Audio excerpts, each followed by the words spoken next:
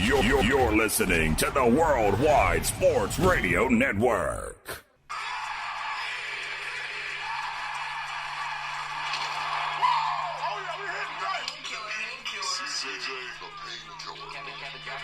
We need to start acting like a big boy football. It's time for the jet tax to die. You're listening to Weapons Hot on Sports War Radio and the Worldwide Sports Radio Network. Darnold fires one into the end zone. It is caught. It's a jet touchdown. And now here is your host, CJ the Painkiller, D. Simone and Kevin Jackson. What's going on, Jets Nation? Welcome to another edition of Weapons Hot, a New York Jets fan broadcast here on the Worldwide Sports Radio Network and the Sports War Radio Network. I'm your host, CJ the Painkiller D. Simone, and I'm joined, as always, by my co-pilot, my right seater, and one of my very best friends. Ladies and gentlemen, please give it up for Mr. Kevin Jackson! Mwah, mwah. Oh, man. You know I've been chomping at the bit. I'm saying, chomping at the bit to get our regular intros back, brother. If you have ever had a Weapons Hot intro, I'm telling you, you've been brought in correctly. Ladies and gentlemen, welcome back once again to another episode of Weapons Hot. We're ready to go. I'm excited about our guests. CJ, man, we got a few things to discuss. There might have been some news made just recently, maybe. Yes, right exactly.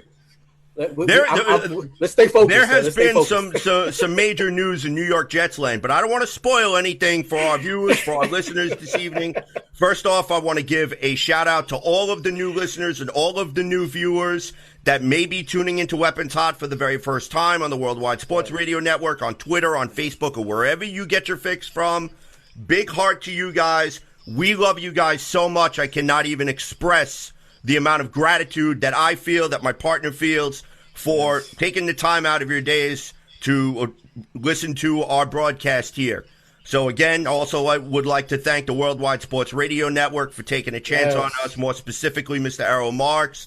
Dude, guys. We love you. You're awesome. You guys are the best. Yes. So now, without further ado, it's time to get down to meat and potatoes because you know what? We got some New York Jets news to talk about. But before we start talking about the modern day news, we have a very special guest for you, ladies and gentlemen. And I want to bring him in the right way. The way that Weapons Hot always brings in their very special guests. Ladies and gentlemen, it gives me great pleasure to introduce to you the author of Whatever It Takes. Someone who I have to say, I've read excerpts from the book. It is absolutely amazing. Put your hands together for Mr. Daniel Kelly! Daniel, what is going on, my friend? Hey, I tell you what, that beats any intro at the Meadowlands right there. I told you. That is incredible. I'm excited. I want to take that Jets flag and like Ted Cascade and just charge on the field. J-E-T-S, Jets. That's awesome. I would say make you want to run down the aisle and rip your shirt off and jump in. Oh, absolutely. This is awesome. Daniel, welcome aboard, my man. We really thank you for coming tonight. We really appreciate you coming. Obviously, we got a lot to talk about. I know CJ's got a few things I know we want to discuss, man, but just personally, I want to welcome you aboard. Thank you for coming. I'm really excited about talking to you tonight. Thank you, sir. Thank you both for having me on the show tonight. It's a huge honor, and I'm excited. Let's put the ball on the tee and let's go. Okay. All right. Well, first things first, Daniel, this is probably the first time that Weapons Hot listeners, as well as maybe listeners around the world, will get the opportunity to see you, to hear about your story. Please tell us all just a little bit about yourself. Wow, that's like asking me to summarize a dictionary. Come on, you can do it. A little bit about myself. Okay, the elevator speech. Grew up in Minnesota, a huge fan of the Washington Redskins. Had a chance to get hired by the New York Jets. Bill Parcells and Bill Belichick hired me in 1998 to be in pro scouting for the Jets. It was amazing 4 years. Lived an incredible life, met a lot of incredible people, and I'm just excited to see what's happening and what's next. It's been a whirlwind. It's been an incredible journey at this point. Yes. That is awesome. Please tell us a little bit about your book, Whatever It Takes. Yes. Absolutely. Here's the book right here, Whatever It Takes. It's available in 11 different countries, and it's wherever books are sold online. Whatever It Takes, you can go to the book website, whateverittakesbook.com. There's a little bit more background about my life, and then of course, any book that's sold, you can find it online, Amazon, Barnes and Noble, you name it, it's there. Okay. As a fan growing up of the Washington football team, I kind of just wanted to bring this on, and I wanted to show some love again. Listen, this is of significance. Folks know I'm a Jets fan first and foremost. I always have been, but there are players that have touched me significantly, and because I know that this was a really impactful period of time for you growing up, I just wanted to show some love. I wanted to show some respect. Wow, that is big time. That is awesome. Big time. That I really appreciate that. Let me respond to it because I love Doug Williams, and people ask me, they say sometimes I'm like, hey man, when I start talking about football stats, they said, so you remember Doug Williams? I'm like, yeah, January 31st, 1988 in San Diego, the Redskins won 42-10. Yep. Absolutely. I remember Doug Williams yesterday. Matter of fact, you got to get this. I'm going to respond to your love in my book, Whatever It Takes. I have a picture. You guys can see that. You see? Wow, look at that. That is amazing. Right? Pinpoint. I had that picture taken with him. So I love Doug. Absolutely. Awesome. Super cool, Doug. Awesome. Pinpoint accuracy. I love it. Awesome. Love that. Listen, that's what I got to hit on. You guys, you got the introduction, the Doug Williams jersey. What next? Make you feel like you're at home on Weapons Hot, my man. You're at home. We appreciate you coming in. Especially because your story was as impactful as it is for me in particular. Somebody who grew up loving football, was passionate about football. I've done a little bit of coaching. After I had some time playing. I mean, not talk about my Al Bundy stories, but the impact of football on your life and how it is that you translated a passion into a purpose, something that has benefited you and your family and given you so much joy. Can you remember specifically like when was the first time like you really just knew that this was it, this is what I wanted to do? I think really it was my 17th birthday when my parents gave me a book called Secrets to NFL Scout by Tony Rosano. I'd always kind of wondered. I had this tremendous burning passion for football, as you allude to, Kevin. Growing up, and was a fanatical fan. Just crazy. I had I ate, breathed, and slept Redskins football growing up, and so really I never quite got big enough to play. I was no matter how many large pizzas I ate. And matter of fact, I sucked so bad. Catch this, guys. I was so terrible at playing that when my parents finally let me play, I was the only kid on my entire high school football team not to earn a letter because I didn't have enough playing time. So when I got my this book, Tony Rosano, Secret NFL Scout, this was it. To your point, like this was it. I read it. I said, this is it. I'm gonna be an NFL scout. And he was the 49ers scouting director all throughout the 1980s with Bill Walsh. And he had examples of scout reports in there. He talked about how to scout, what to look for. And I just started recording games. I said, I ran through the school. I told all the kids to listen to them. I said, I'm going to be an NFL scout. And they're like, sure you are. And I was like, no, this is what I want to be. This is what I want to do. So that really was the moment when I read that book and I finished it. I said, boom, I want to be an NFL scout. Yeah, awesome.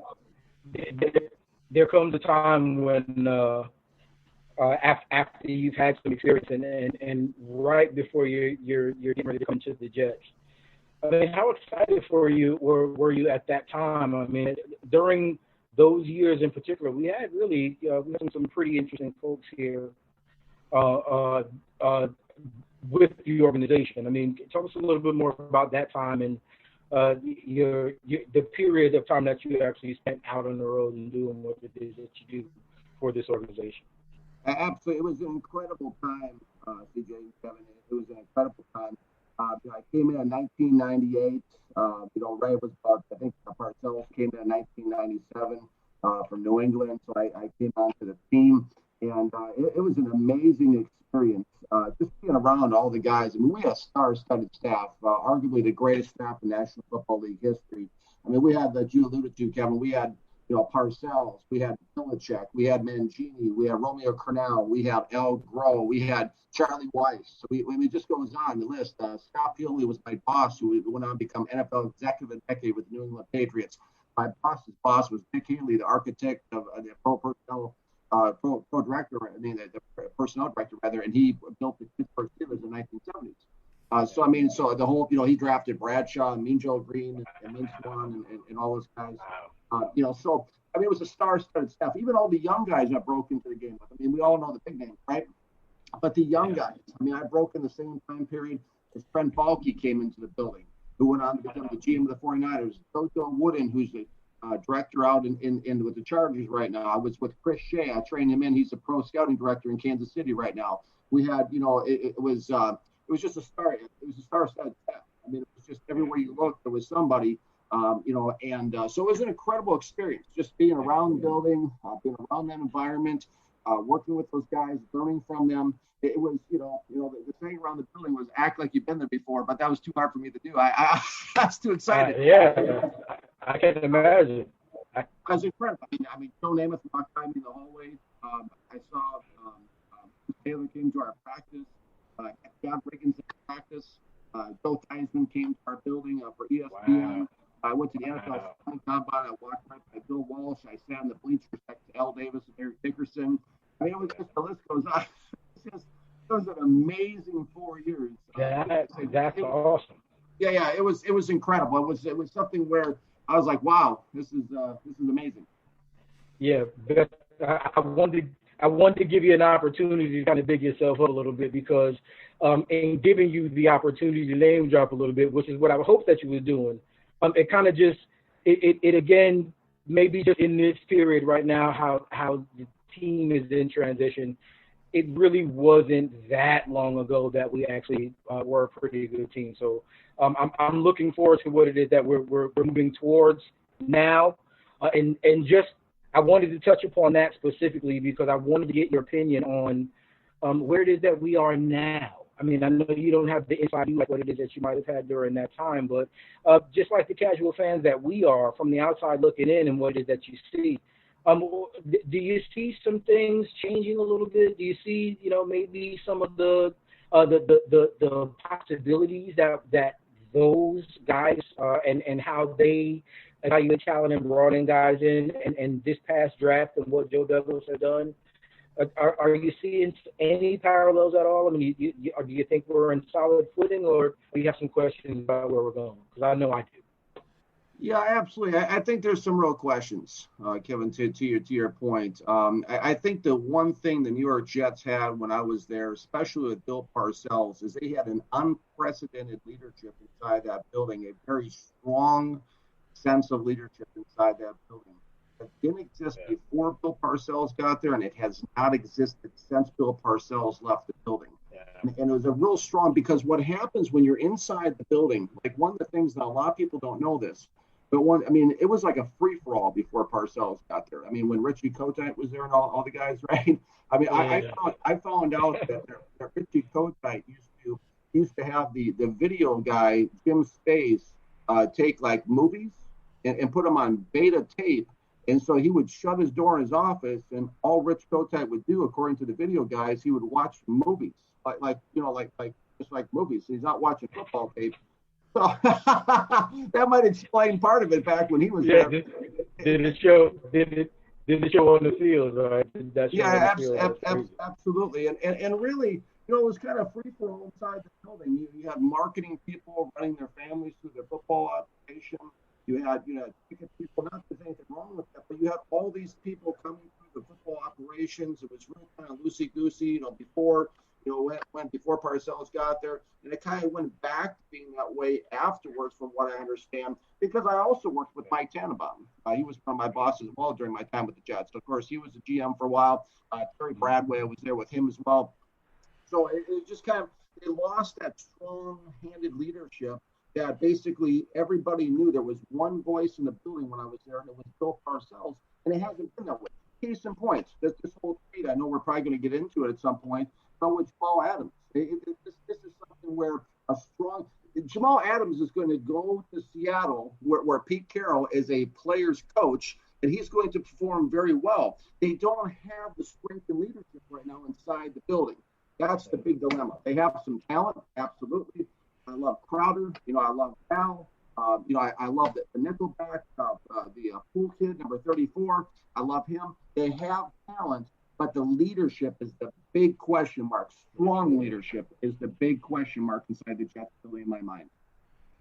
I think a lot of us would agree with that. CJ, I know you had some things you wanted to ask. I don't want to monopolize all of the time here, but Daniel, you just solidified some things for me that maybe I was thinking and just maybe didn't understand fully. But the way that this team is structured right now, I can see some optimism, but CJ, I don't know. Again, there are some questions. I think Joe Douglas has done some things to make you think that he's he might be the guy right now. He might be it. Now, I know we're going to discuss this a little further when we move forward, but as of right now, the state of the franchise, just even with some of the last couple of days, where you at? You think we've made any strides recently? You think anything's changed since the last time we had these conversations?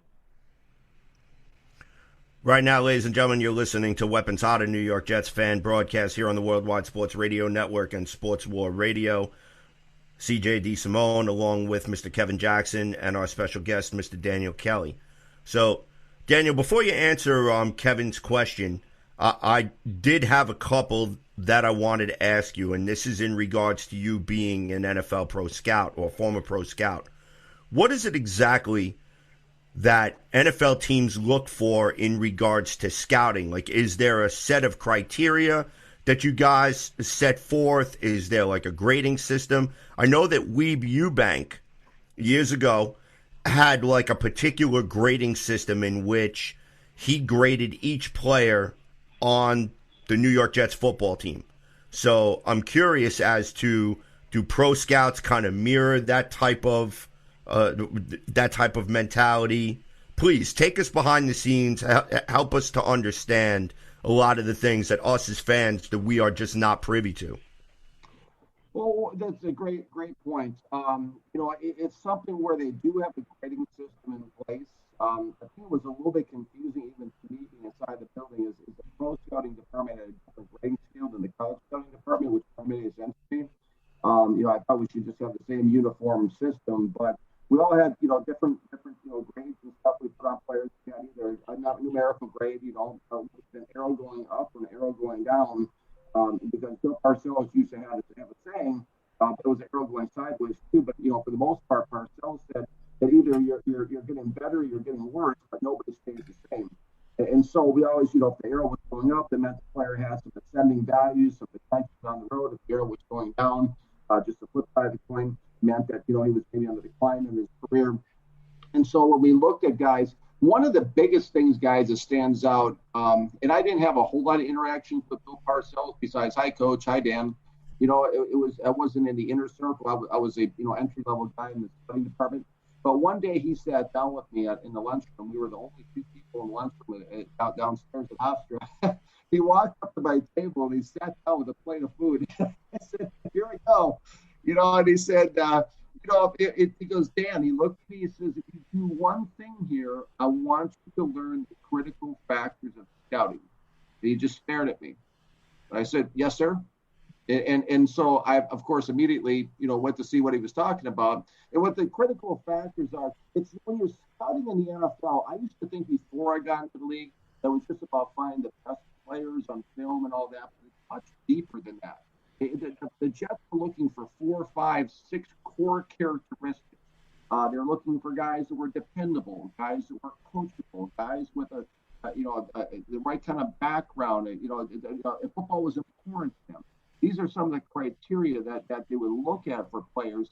and then they would give him a grade accordingly. So this is really how Bill Belichick has built his dynasty up in New England, is he's identified 4, 5, 6 characteristics. He learned this from Parcells. He found scouts that possess these characteristics themselves. So when he sends them out on the road, that's totally fine. That's how the Patriots keep winning year after year after year, no matter who's in position, they just keep winning because he has a standard, and where, Belichick would have, some teams in the league on draft day would have 200, 300, 400 guys up on the draft wall. Well, Bill Belichick, I know my mentor is the guy that won Super Bowls with Bill up in New England, and he told me personally, he said, Belichick's the guy that may have 30 or 40 names up on his board. Now, that doesn't mean the other 200, 300 guys can't play in the NFL. It just means they won't be Patriots. They're not Patriot guys. So that was a big thing for me, is learning specifically about what's called the intangibles in scouting. That was a big part of it. It's not just about, guys that come the fastest 40 or, they can jump the highest, they can catch the ball the best. It's about identifying the right players for your particular system, what you're exactly looking for. That's extremely important when it comes to looking at players. Another big thing I learned is understanding systems. For example, I didn't even know this when I got here myself. This is going to sound maybe funny to some people. But, when you're looking at a 4-3 defense versus a 3-4 defense, there's a big difference between defensive ends and a 34 defense versus a 43 defense. Big time. When I talk about 34 defense to our listeners, I'm talking about 3 down linemen, 4 linebackers versus a 43 or a 4-3 defense is 4 down linemen, 3 linebackers. Big difference, right? Big difference. And the difference really is a defensive end in a 34 is asked to hold up the point of attack with the offensive tackles while the linebackers make the plays and they scrape in, versus a 43 defensive end is more or less a pass rusher who's trying to get to the quarterback. So you would never have a guy like that Hunter kid up in Minnesota who's a demon coming off the end there for pass rushing for the Vikings. You would never put him in a base 34, for example, because it's a totally different kind of system. Does that, what I mean? That's facts. Yeah, it's a huge difference. So you're looking for all these different characteristics and different things. You're looking for guys that fit your particular system, your particular brand. Now, when I say system, I've been taught this by senior scouts who have 30, 40 years of experience in the NFL. When I say system, any system can win as long as it's your system. So if that makes sense. So it's really just about finding the players that fit what you're looking to do and trying to do. One of the things that they had me do, for example, was a young, aspiring scout to go on the road. They had me sit in Bill Belichick's defensive staff meetings with all the players. And so they wanted me to have get a real good feel. I have a copy of Bill Belichick's playbook at my house. And so they want you, it's about that thick. We hear about cover 2 as fans, right? We hear about cover 2. Well, Belichick covers 0, 1, 2, 3, 4, 5, 6, 7, and 8. And so there's all these terminologies and different things, because if you don't understand what they're trying to do, how can you go on the road and scout for them? So there's a lot more to scouting that goes into it. There's a lot of background work that goes into scouting. One of my major jobs as an entry-level guy in the pro department, I know we touched on this, CJ, offline the other day. Yes. One of the big things that we did was a lot of background work. This is extremely important to capture and get a hold of. So a piece of I typed like one finger at a time, right? It was real slow. Mm-hmm. Quickly, I became very good at it because I couldn't go home until I got all the data into the desktop computer system, because Scott Pioli, my boss, who's Bill Parcells' son-in-law, would come in the room and he would hand me a stack of papers about this thick every day with pertinent information highlighted in yellow from all the different sports in the country. And it would be like little blurbs here and there, like so-and-so tweaked the hamstring last Sunday, or so-and-so was arrested for a DWI, or this person over here, there's a possible, domestic situation with a girlfriend, or this person over here, they have, some kind of field. And all these different information would go into the Jets computer system, because as Mike Hanneman told me, sports agents want to negotiate subjectivity with clubs, and it's the club's responsibility to negotiate objectively. And so what they would do is use that background information as control. They model around our building with Parcells and Belichick, Big Bill and Little Bill, effectively. But the model around the building was for the information gathering business. Always gather, never get. So I would enter this information, the computer system background information, and because that's a big part of scouting is background. So do all this, information and system. So when agents would come and negotiate with us with a free agent, they would say, well, yeah, the agent would say, my guy is all ready to go. And the powers that be, the Jets would say, well, tell us about that, your client's hamstring. They would say, what do you mean? He said, well, here in December 12th against Miami, it looks like he tweaked his hamstring. Again, 2 weeks later, it was wrapped up. It looks like he was suffering from a hamstring injury again. And the agent would just sit there and the whole game, you see the whole game just changing on his face because they realize that they're trying to sell a bill of goods, but the Jets would turn around and say, listen, we understand what's going on. We got 6-7 years of history in our computer system about this guy. We're not going to play this open and play the game with you. If you want to negotiate objectively, we can do that. So Mike Panama was brilliant when it came to doing that kind of stuff. So was Scott Pioli and so was Parcells and Belichick. The information gathering was a huge part of this. And it gets a lot more intense even on the road because what would happen is scouts would go into colleges. They'll talk to everyone from the head coach all the way down to the janitor. They'll talk to everybody in that building that has seen the kid or been around the kid because they want to understand what kind of a man is this that we're bringing into our building. Yeah, that is incredibly interesting. I mean, wow, these are questions here that Kevin and I have. I mean, well, Kevin so much. I mean, he's actually been been part of a pro locker room to an extent, and he's got some interesting stories, believe it or not, to share that he's told me off the air. So just hearing about what the NFL Pro Scout actually goes through is to me it's quite fascinating. Now there is one major question which is wearing on my mind, so I'm going to put this forth. Okay, tell me what it was like to work with Bill Parcells, Bill Belichick, Mike Westhoff. I mean, how were they around the building? It was incredible. Have you guys ever seen the movie The Godfather? Yep. I figured that's exactly what it was like. And Kevin's over there laughing, going, oh, great. Here we go. Right. I know, look. Oh, absolutely. You want to get results. You want to get results. Marlon Brando does that. Results or else. Now look, to me, right?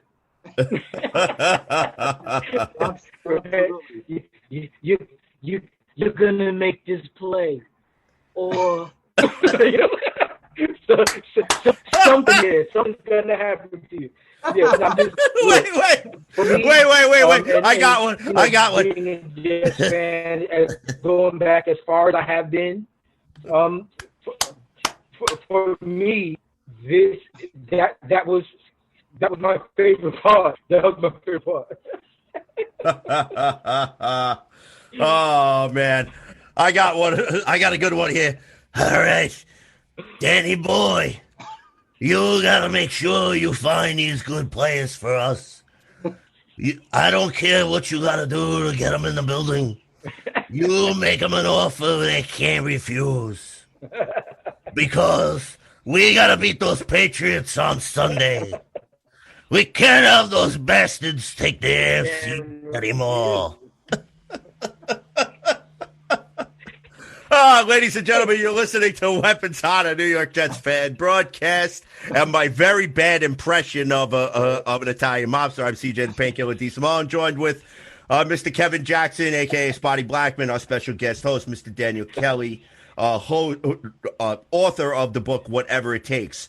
So now, moving on, there was one more question that I did want to ask you. Obviously, you being able to work with Bill Parcells, Bill Belichick, Scott Pioli, Mike Westhoff, etc., there's one person that I'm dying to know, and only because he's still one of the most beloved coaches in New York Jets history, Mr. Herman Edwards. Can you tell me what it was like to work with him? It was different. Herm is a guy that comes from the Tony Dungy tree. and very even-keeled demeanor, very friendly, very compassionate, very they did more listening than talking.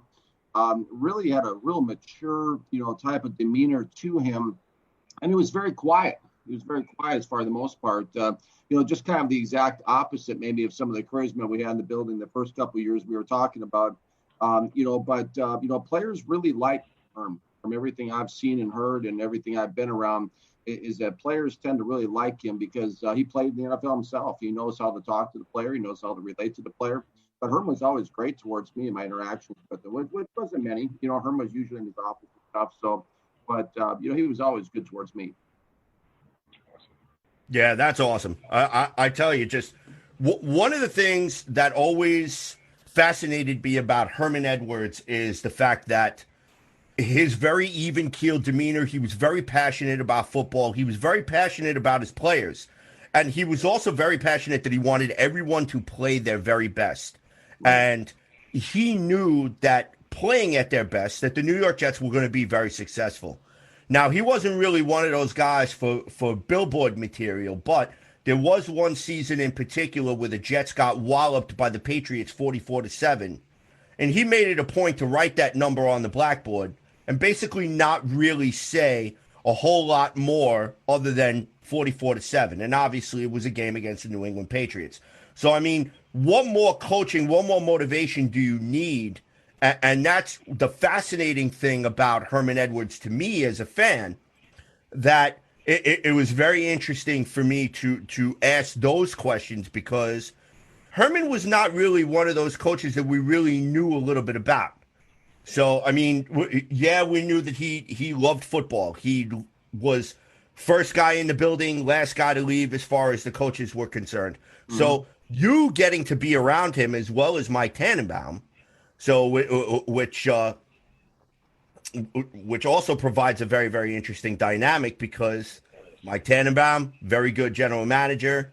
He did some damage when he was with the New York Jets, and the New York Jets were obviously, a little, even though they went through a little bit more of a roller coaster, they were still rather successful. So now, as a pro scout, I want you, on an outsider's point of view, tell me what you think so far of the job that Joe Douglas has done up to this point. I think he's doing the best he possibly can with what he has to work with. I mean, he's respected around the league. There's no question about that. The people would say, even senior scouts in the league would say that he's very good at what he does. Now there's great and there's very good and good, and he's on that scale, being pretty good at what he does. So I think he's respected around the league, and he's just trying to do what he can with what he has to work with. And I think he's trying to maybe build for the future and put something together. I know from where he comes from, he was really respected. Kevin, anything to add? I know you probably got something there. You know what? I'll be honest. I have a man crush on Joe Douglas, and I'll just kind of try to be succinct about why that is. So much of drama has unfolded. Yes, I had questions initially about his issues with the kicking position last season, because I thought the kicker cost us a few games. And I think that one particular spot really kind of was the first time I felt like I had a red flag about Joe Douglas. But since then, he has done nothing but make me feel like this is the guy that we've been waiting for. Going through the Tannenbaums and going to Igdits and all of these other guys that, might have been able to add players here, add players there, but who had, very difficult flaws in what it is that they did, and that really just made the overall experience with them difficult. I know Joe Douglas is just in the beginning of what it is that he's done, but I'll just be honest, from what I've seen of the players that he's brought in, it's a little bit of a different type of a process with some of these guys that we have coming in. Now, I know it's going to take some time to show, but I love Joe Douglas. I think that Joe Douglas has done so very much to solidify something that over the course of the past few seasons, we've seen, the guys in that role not been able to do. So I'm excited. I really am excited. I because I'm a Jets fan, obviously I'm going to be cautiously optimistic, right? I'll say that again. But I'm excited. I think, and I know we're going to discuss the recent news coming up here, but even that kind of solidified it for me. I'm willing to give him the patience because I really think that he's going to do a good job long term. Yeah, I completely agree because you know what? I mean, obviously we're going to talk about the Jamal Adams trade in just a moment, but I think that Joe Douglas could probably handle himself. I'm actually trying to find the right words to properly express how I feel because obviously this is a little bit difficult. I can't really say what I want to say. Okay, so let me see if I can give you the clean version, boys and girls out there. Joe Douglas could not have handled any more of a mess the best way that he handled the Jamal Adams situation. Point blank, period. And if you don't think so, then I question you. I question your sanity and I question how much attention you actually paid with the entire Jamal Adams situation as a whole. Okay? Now, again, we will get into this in just a moment because there are also some other parts of the show. One of the things I did add is that this week is, in fact, our very first call-in edition. So, ladies and gentlemen, if you're listening to the sound of my voice, anybody who would like to call in, okay? The telephone number to call in is as follows. Area code 646-876-9923 and use the passcode 670537 under the meeting ID 239-335-7153. Yes, that's a mouthful, so I'm going to say it again.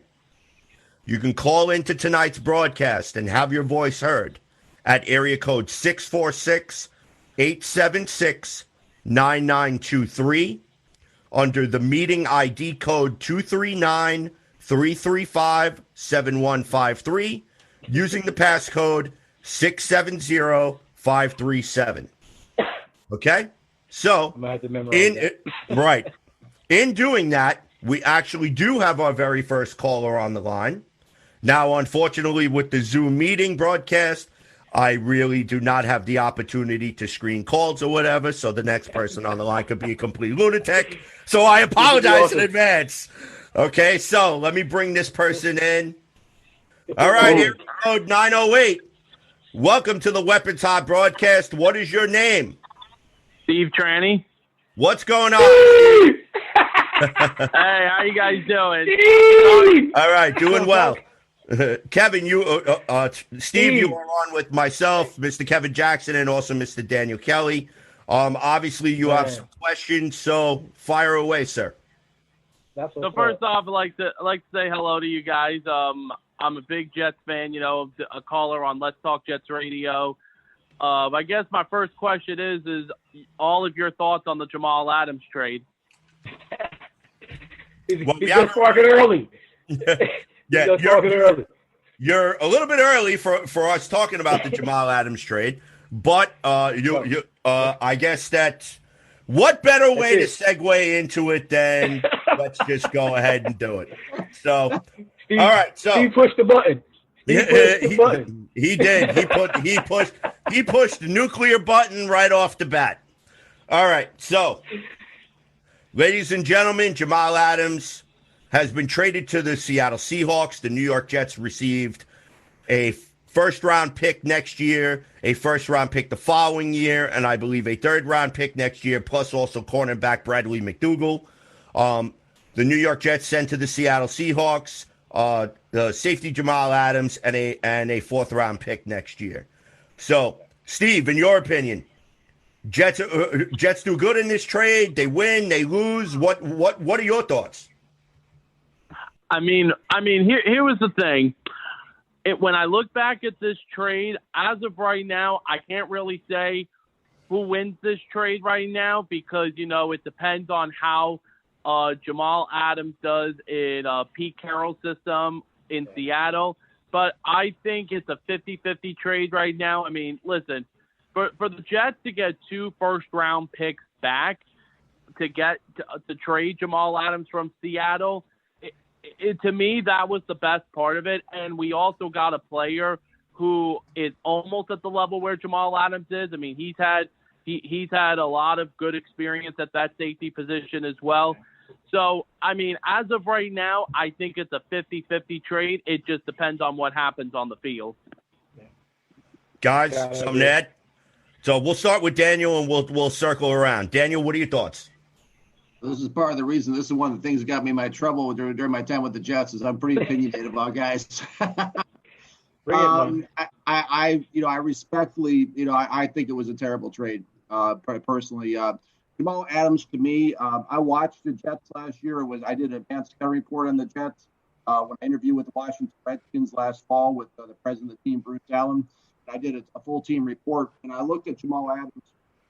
And can I read my scouting report on him? Please. Yeah, go for it. Okay, I gave him a blue chip grade. Okay, physical blue chip safety with elite range and shows emotion. Despite the Jets' record, he keeps playing hard. Will come up in the box with torpedo inward, fights. Will shoot gaps and make impact plays. Hard wrapping, productive, and sure tackler. Third on the team in tackles at the time. Can get sideline to sideline in a hurry. Great range. Shoots in aggressively. Looks super fast at times. He actually caught Jacksonville's Leonard Fournette from behind in a play, which isn't easy to do in the open field when he had a 10-yard head start on one of the games I was watching when he was off to the races. Menace on receiver, running back screens, closes quickly, comes up and thumps players, big hitter, playmaker, grabbed the ball in the hand of the New York Giants quarterback and ran in for a touchdown. We all remember that play. Yep, we all remember that. Stays close in coverage, quick reactions, can make a play on the ball, forced to be reckoned with and blitzing through the gaps, on or off the edge, can tip passes, jumps up, he can get to the quarterback, closes fast, special, shows fire and passion, easily the best player in this defense and on this team, well-rounded, all-round great player, fun to watch, not fun to play against. The only way the Jets win this trade is if Jamal Adams falls from the airplane on the way to Seattle. To me, because here's the deal. He's going to go to Pete Carroll's system, and he's going to love playing for Pete Carroll because Pete Carroll's a player's coach. And Seattle's probably going to be drafting from 20, 23, 24 on down every year. So this is not like something you're not. Jamal Adams is a once in a decade player. He's a cornerstone player of the franchise. You cannot trade star players. The Raiders did the same thing with Khalil Mack. You can't trade star players like this because to find another Jamal Adams in the draft is like picking the winning lottery numbers tomorrow. All right, Kevin, your thoughts, because I know you've been a little bit outspoken about this. This trade, and I know I have to be mindful about my language, but it pissed me off to no end. And I will say this again. I do not want to lose Jamal Adams. Jamal Adams, to me, is a transcendental player. If you're going to build a foundation of a consecutively relevant football team, okay? If you want to build the type of culture that makes people believe that the Jets are going to be every single year a team that is going to kick your ass if you do not bring your A game, Jamal Adams is that guy. And to me, the problem that we have is that we got so much back in draft capital that it makes it difficult to feel the impact of losing, who, again, I believe is quite possibly a Hall of Fame caliber talent. Agreed. All right? It's just like in the draft. We got players that, he's a great player. I didn't like the pick. I like player, right? So this is a situation for me where I can't believe you traded Jamal Adams. But, wow, we got 2 first-round draft picks and we got a third round. and we right now, Joe Douglas is in a position where we're probably going to eat in the draft over the course of these next couple of seasons. But we gave up a Jamal Adams to get it. Well, McDougal's a decent player from what it is I've heard and what I've seen. I think he'll come in and he'll do well. I think to be able to get a star caliber player back and interject him into what I think is a really flexible Greg Williams defense, I think that's going to be awesome for us. It's not going to be as awesome as having Jamal Adams. I'm glad we got the picks. I'm so pissed that Jamal Adams is no longer a Jet. I know the media issues and all of that, and people are going to be grandstanding, running laps, talking about how they were right because we got rid of a guy that they didn't like because he talked. But when Jamal Adams was on the field, that's the only language that I care about. I'm just going to be honest with you. And this is something that I've had arguments about, even going back to Geno Smith. I'm not going to keep banging that horse, but I thought we should have played Geno instead of playing Fitz. Organizationally, I think that would have answered more long-term questions for us, and we didn't do that. But this is, again, it's a similar situation to me, just in that I think that we don't do enough. We don't do enough to give our draft picks the necessary things to succeed here, to build this organization for us to be good continuously. If we're supposed to build through the draft, we haven't done that. Listen, I'm so glad that we got draft picks. And I know that Jamal wasn't a Joe Douglas pick. I'm glad he got the compensation back. I'm so pissed off that Jamal was gone. I don't know how it's going to work. I'm going to have to sit on the fence on this because I'm so mad, but I'm so excited about what Joe Douglas could possibly do. I saw a tweet a little earlier about some of the players that were picked in that range. And Daniel, you made a great point about the 23 to 28 range. Ed Reed, some of the guys that they named in that list that were picked in that range, extremely competent, credible names, Hall of Fame caliber guys in certain cases. So I mean, it's possible. We'll see if it happens that way. So listen, I have an extremely mixed emotion on this because I'm so pissed that he's gone. I'm glad we got the picks. And I've resigned myself just because of my Twitter feed and some of the nonsense that I've seen on Facebook to no longer really care about what happens to Jamal Adams. Going forward, I wish him the best. But some of the social media stuff has made it difficult for people to really maybe be able to hold on to some of the good that he did while he was here. And that's unfortunate because he was an all-pro. The dude's a beast, man. Seriously. The guy is a monster, and we lost him. He's gone. But now he's gone. Let's move on. I mean, let's see what Joe Douglas does with the picks. But I'm gonna stuff that down. I'm gonna lock that down because I really am pissed off that he's gone. But we got great compensation for him. What it is that we got was the only thing that I think that could make me feel like we didn't get cheated in this. Daniel, I know Daniel, you had something that you wanted to say, but I'm gonna stop beating that horse right there. Very well said, Kevin. Very well said. Definitely felt that in my heart the way you talked about Jamal. Here's the thing. Remember we talked a little while ago, guys, about the strength and leadership in the building? Right? Okay, we talked about the difference between Bill Parcells and all the rest of the guys. This is a classic example of this because I know somebody who played with Lawrence Taylor, okay? When Lawrence Taylor, when he was with the Giants and Parcells had Lawrence Taylor, Parcells tried to talk to him like he was just another guy. He kind of got on his behind. He talked to him. He kind of just, this was kind of in his ear all the time. Finally, Lawrence Taylor, and I have this from a very credible source, told Bill, with using some very choice words I won't repeat on the broadcast, he said, listen, if you don't want me, get me out of here.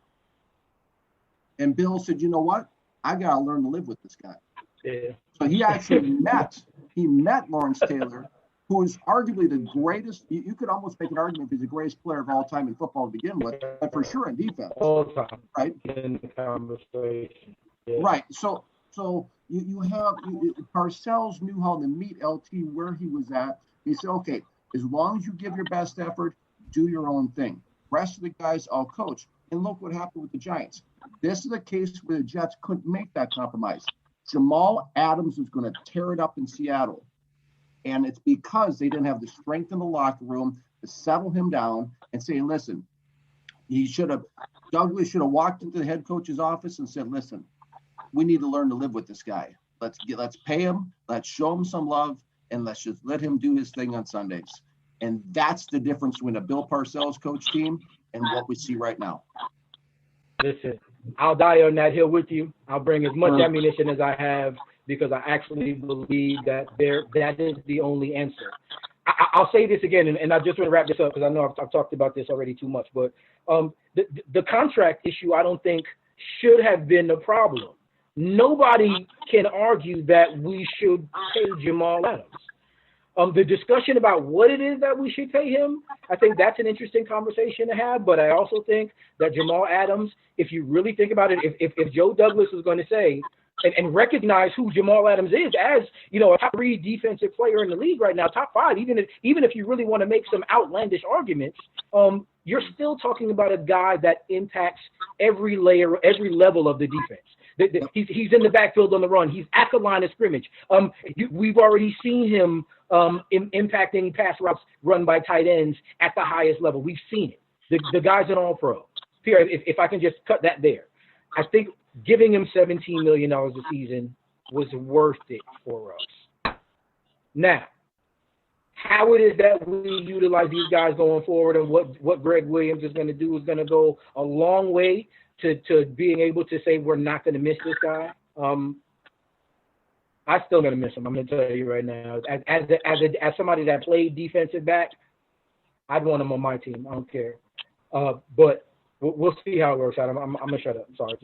I'm done. I don't even pissed off about that. All right. So anyhow, now I'm going to say my piece. And I know the both of you are not going to like it. Okay? So, but you're all going to have to learn to live with it. I can't wait to listen, CJ. Okay? I know Steve's ready. Okay. Kevin knows a tomahawk is coming. He's already ready to duck. I know it.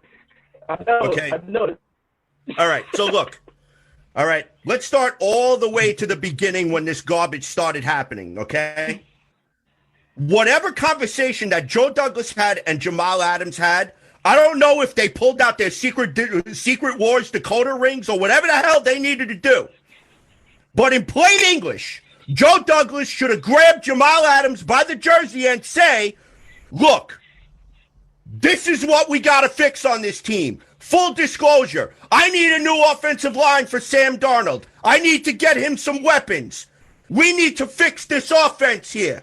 So look, if you bear with us for a little bit, we will take care of you. Just shut your mouth, play the good soldier, and don't be a pain in the freaking ass. Can you do that? And the problem was that Jamal Adams could not. And I don't care what his rationale, whether you think he's right, whether you think he's wrong, whether you think he's smoking crack, pot, whatever your drug of choice is. Okay? The bottom line is when you pick up your Twitter handle and you completely go scorched earth on the team that's signing your checks, you know what? At that point, I don't want you here. I don't give a damn how good you are. I don't give a damn how many Pro Bowls you've been to. I don't care what you've done for this team. Because you have to stand up and be a leader in that locker room. Plain and simple. And by doing that is the actions you do both on and off the field. This is why I went nuclear a few weeks back, Kevin. And you were there on that podcast, and I know you were trying. You were like, "Oh my God, I got to get up and walk away because this is getting crazy." Okay, I know it's coming. Whoever it was who was Jamal Adams' handlers should have grabbed him by the throat and told him to shut his mouth. Should have taken his Twitter away from him and said, "If you don't stop this, you're not going to get your deal." But you know what? He had blah, blah, blah, blah, blah, blah, blah, blah, blah, blah, blah, blah, blah, blah, blah. Okay. Oh, okay. You know. So let's go and cozy up. Wait. I ain't done yet. Okay. Come on. So you want to go and cozy up to other fan bases. Let other people take cell phone videos of you. Yo, man, come to Dallas. Yo, I'm trying, man. And this is a player on my football team. On the football team that I bleed for every day. And I got to watch this. Okay? And you want me to pay you $17 million a year for this? Oh, I wish I was playing in Dallas. Oh, I wish I was doing this. Oh, I wish I was playing here. Oh, I wish I was playing there. What kind of a message does this send in the locker room? If I'm a teammate of Jamal Adams, I'm looking at him like this.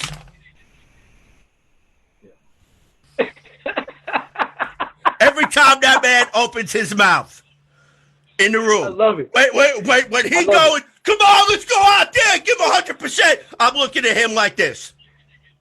Look, I gotta jump in. Hang on now. Listen, I got something I'd like to say to the other two guys, CJ. Hang on. See, the thing is, what Joe Douglas does, guys, is he is the type of a person that he's not going to be too sure about if I really, really want to give him this contract. Listen, and Joe Douglas said a lot of great things about Jamal Adams. However, though, when you look at this team, and for those of you who follow Long Beach Joe on Twitter, I forgot what his Twitter account is, but you got to understand, you guys. At Young J 000. Hang on. Yes, thank you, CJ. You guys have to understand, though, that this is an offensive type of league. Listen, Jamal Adams is one of the best safeties in the league, and I love Jamal Adams too. But at the same time, this trade that Seattle offered yesterday, when Joe Douglas heard about this trade, Seattle was willing to give us not one, but 2 first-round picks. You cannot say the word no to what Seattle did. You can't. That's why I don't have an issue with this deal, Steven. That's why I don't. But CJ, hang on 1 second. CJ, I know you're going to lose your mind in a second, but hang on, guys. Listen. Whatever part of it I have left. Yes, but you know something? The way how Jamal Adams was on Twitter the last couple of months, and this was something that even pissed me off as a Jets fan. It's like, dude, come on. And I'm going to tell you something. If Adams was still on the team by the time when training camp was going to begin, this is what's going to happen. Oh, I pulled my hamstring. I couldn't practice. I hurt my arm. I did this. I did okay. That. So then you know what? Sit on the bench and you rock. Let me wrap this up because Steve, I think you're making valid points, Steve. I just don't know, do I agree with how that would have worked out? And I'll just say it this way. CJ, again, you know, I love you like cook food. You're my guy, right? And you have all the points in the world. Everything that you said about how Jamal Adams responded to this situation is, I mean, as a grown-ass man, I agree. The problem is that going back to what Daniel said, the leadership chasm is sustained. Did Joe Douglas grab him up and say, look, you know, shut up, you know what I'm saying? If he didn't do that, and he told Jamal, listen, we're gonna get you a deal, and then, you know, I said this before, I said he doesn't even send him a hey big head text. You don't even call him, you don't say nothing. Nothing is discussed, and you're just going to assume that, oh yeah, COVID-19, you should already know that you're going to get a contract. That was the other thing. No, because that was the other thing. That was the other thing that he was basically saying, oh, Joe Douglas is not meeting with me because of COVID-19. It's like, okay, but here's the thing, Jamal. Video chats were invented. You know, you could have said to Joe, you know, can we have a video chat about it? But the thing is, it's not Jamal's place to do that. It's not Jamal's place to do that.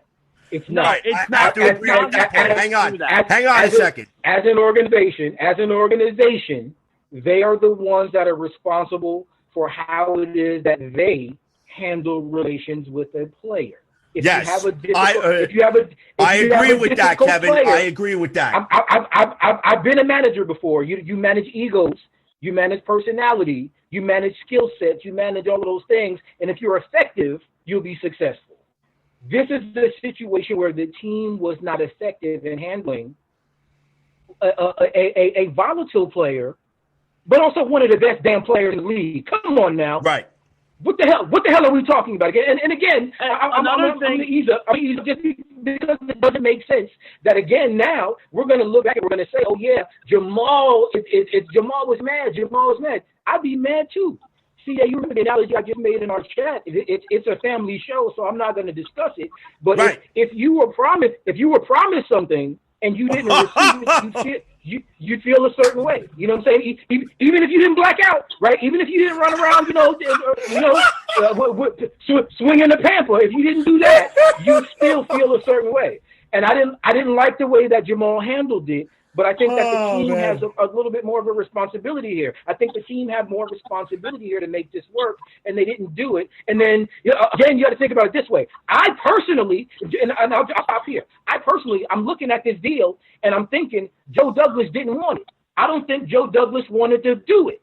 I think the only thing that made it necessary to pull the trigger was that article. That if that deal had been on the table for days or weeks or whatever, and he didn't already sign it, what was the trigger? The article. He didn't want to do it. Yeah. Now look, we got a boatload of compensation back. We lost one of the best players in the league. No. Yes. Okay. Yes, I understand where you are coming from, and you're right that yes, we did. But now the thing is, what you got to do is now. I'm going to tell you something right now. If we still had, I made this thing on Twitter today. If we still had Mike Maccagnan as our general manager, I am telling you, he would pay Jamal Adams. And the thing was, if you look at the Jets cap space really, really clearly, this was two things that was going to be a problem. Number one, Jamal Adams is basically asking a kind of money that a franchise quarterback has. Now, the other thing is what you have to look at is with this. If we gave Jamal Adams that kind of money that he was asking for, you know what was going to happen? Our cap space would have been dead low below. We would have had very low cap space with still some needs that we need. The goal of this team is as of right now is because if Jamal just would have kept his mouth shut and be like, okay, I'll wait, but he didn't want to wait, we have to build around Sam. Mike Maccagnan could not do it. What Joe Douglas did, he got Mekhi Becton in the first round, which is a big upgrade for the offensive line. He even went out and got very good offensive linemen in the free agency. Look at what he did in round number 2. Denzel Mims fell right in our laps, okay? It's a good pickup. And you guys have to understand that this is an offensive type of league. Now, looking at our defense, okay, we have one of the best defensive coordinators in the league in Greg Williams. You mean, despite the fact with the 30-plus injuries that we had on injured reserve last year, guys, we were still ranked a top 5 defense, CJ, because of Greg Williams. Right. I agree, Stephen. All excellent points. And then after we make this point, unfortunately, we got to let you go because I got a couple of people that are waiting That's for fine. the opportunity. And also, on. one last thing, okay. CJ, before you say anything, look at what happened when we trade Leonard Williams. Our defensive line was amazing last year when Leonard Williams left. I can't let you slide on that comparison. Leonard Williams and Jamal Adams, nah. Right. That's not a conversation to be had. Well, here's the thing. And Stephen, I'm going to let you go with this one, okay, bud? Regardless of however Jet fans feel about the Jamal Adams contract situation, okay, both sides are to blame here.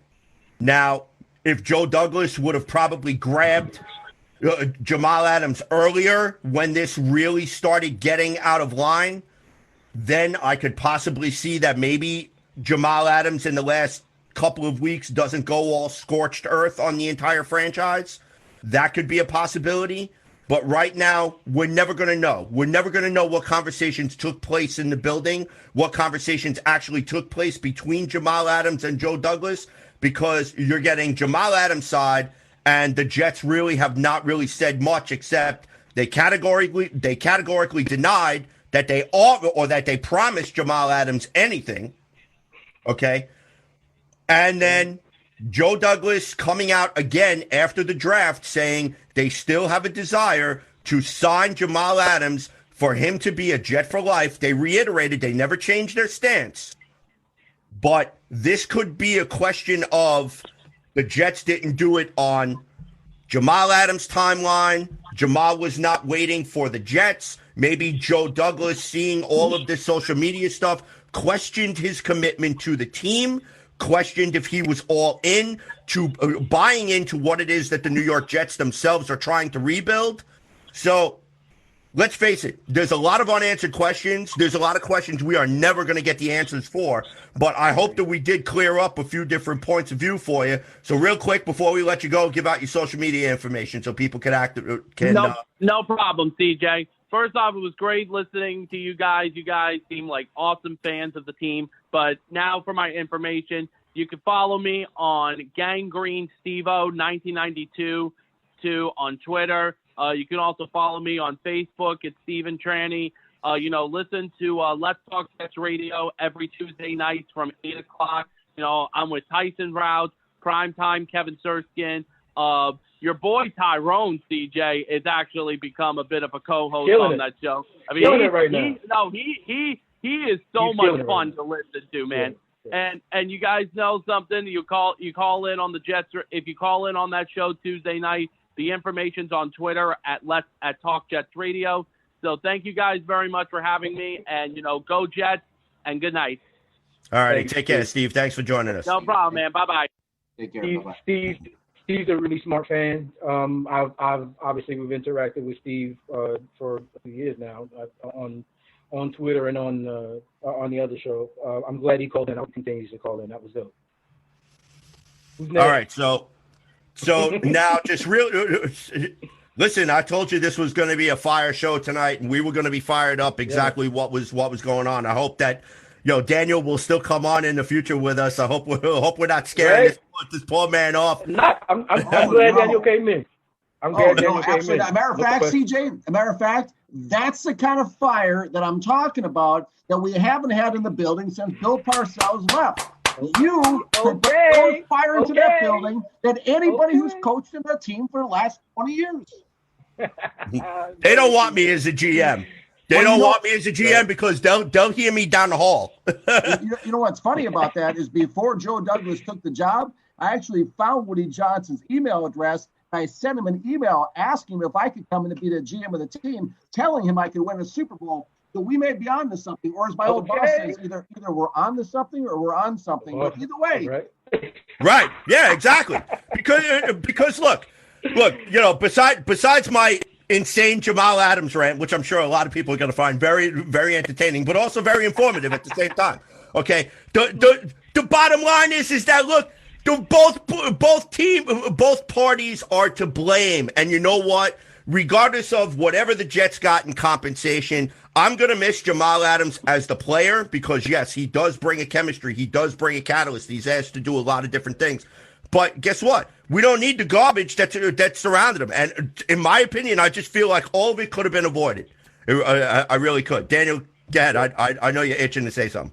I was just going to say, that fire is exactly what's needed. And that's exactly what's been missing. So I love the you going off about Jamal. That was great.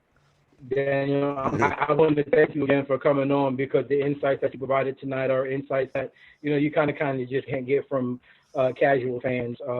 Really thankful that you jumped on with us tonight. Always, please, you have an open invitation, I'm sure. Yes, you got somebody else on the line? Yes, we do. As a matter of fact, I'm going to bring them on. This ought to be fun.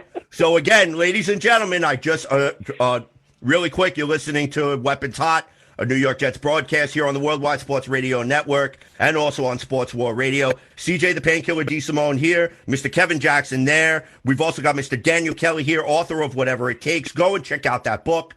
Now, ladies and gentlemen, we're going to bring on our next caller, and I just want to go and just let you guys know, I don't mind you guys calling in, just please, no profanity. Please, okay? All right, so 757, you're on the air. Welcome to Weapons Hot, a New York Jets broadcast. Who we speaking with tonight? Yo, this is Tyrone from Virginia. What's up, baby? Look, I knew it was gonna be lit tonight, my guy. Welcome aboard. Thank you for calling. What's good? Hey man, listen, bro. I was out with the lady, yo, and I seen you guys. I was scrolling through Facebook. I said, "Oh my, are they on tonight? Let's play." But hey, look, man. Hey, I'm gonna tell you like this, man. You know, I couldn't wait to unleash this monstrosity of what's going on with the Jets. Keep it clean. Keep it clean. That's all I ask. Nah, bro. Listen, I'm gonna be honest with you, man. I'm not as mad as everyone else is. You know, I think that, you know, the most important thing is, man, that, Joe D got a great deal for Jamal. Now, everyone understands, man, I didn't want Jamal to go anywhere. I mean, he's a once-in-a-lifetime player. He's a franchise player. He's a great player. But what he did, and, you know, the last move he pulled, he didn't have a choice.